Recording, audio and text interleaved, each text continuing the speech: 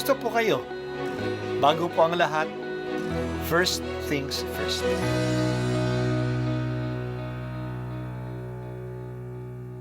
Good morning po. Sinisimulan po natin ngayon ang first things first. At dito po, tinatalakay natin sa unang bahagi ng umaga natin ay ang first readings na binabasa po sa banal na misa. Ito pong tinatalakay natin kasi madalas po kasi marami na tayong alam tungkol sa gospel readings. Pero konti po ang nagsasalita sa first readings.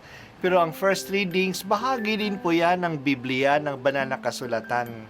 Kaya susubaybayan po natin ang mga first readings, basahin po natin at kuminsan kailangan ng basahin ng 2 o 3 beses bago maintindihan kasi hindi po tayo sa familiar sa mga istorya at sa mga kaisipan na tinatalakay dito. Ang pagbasa mula sa aklat ni Samuel.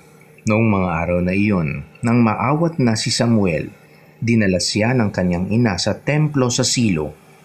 Nagdala pa siya ng isang torong 3 taon, 36 na litrong harina at isang pitsel na alak. Nang maihandog na ang baka, dinala nila kay Eli ang bata. Sinabi ni Ana, "Kung natatandaan ninyo, ako po yaong babaeng tumayo sa tabi ninyo noon at nanalangin sa Panginoon. Idinalangin ko sa kanya na ako'y pagkalooban ng anak at ito po ang ibinigay niya sa akin. Kaya naman po, inihahandog ko siya sa Panginoon upang maglingkod sa kanya habang buhay." Pagkatapos nito, nagpuri sila sa Panginoon. Ang salita ng Diyos. Salamat sa Diyos. Si Samuel ay may mahalagang papel na ginampanan sa bayan ng Diyos. Nabuhay siya ng mga 1,100 years BC, before Christ. Siya ang huling hukom sa Israel at siya ang nagtalaga ng unang hari sa Israel. Itinalaga niya si Saul at siya rin ang nagtalaga kay David. Kaya kay Samuel nagsimula na magkaroon ng mga hari ng Israel. Si Samuel ay anak ni Anna. Hindi nagkaroon ng anak si Anna noon at kinukutya siya ng kanyang pamilya. Mabigat ang loob niya noong ang pamilya nila ay pumupunta at nagsasamba sa Diyos sa dambana sa Silo. Umiiyak siya sa dambana nung makita siya ni Eli na pari. Akala ni Eli na lasing siya. Pero sinabi niya sa pari ang nasa loob niya. Inassure siya ni Eli na ipagdadasal siya. Pagkaraan ng ilang taon, bumalik si Anna sa templo na may dala-dala ng maliit na bata.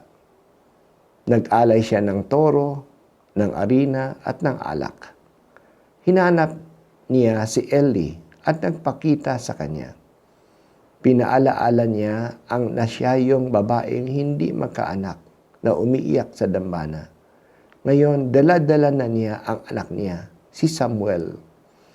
Ibig niyang iiwan si Samuel sa dambana upang doon maglingkod sa Diyos.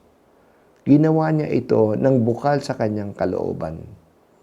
Ang awit ng kanyang pasasalamat at pagdakila sa Diyos ay ang salmong tugunan natin. Ang awit ni Anna ay siyang inspirasyon ng awit ni Maria ng pasasalamat na kinikilala nating Magnificat. Pareho ang kanilang pagdadakila sa Diyos. Sa mga walang-wala, itinataas ng Diyos ang mga dukha. Yan ang karanasan ni Anna at yan din ang karanasan ni Maria. Walang-wala naman sila, pero sila ay dinakila ng Diyos, binigyan ng anak. Marunong tumingin si Anna ng utang na loob.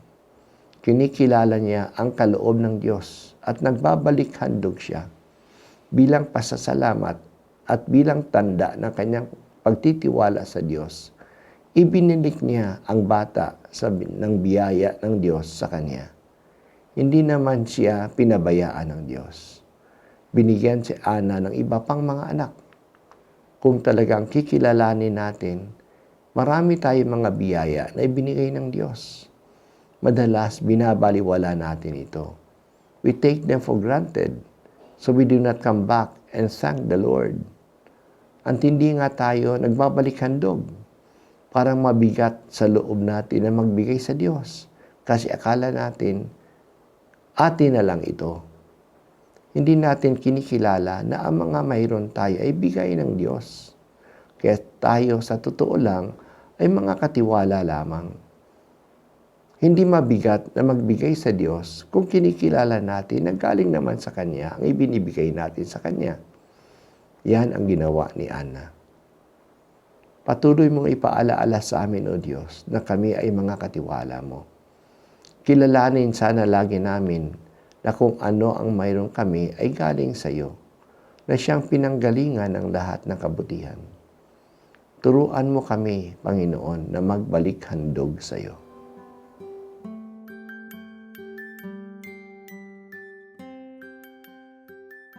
At ako po ay si Bishop Broderick Pabilio dito sa First Things First.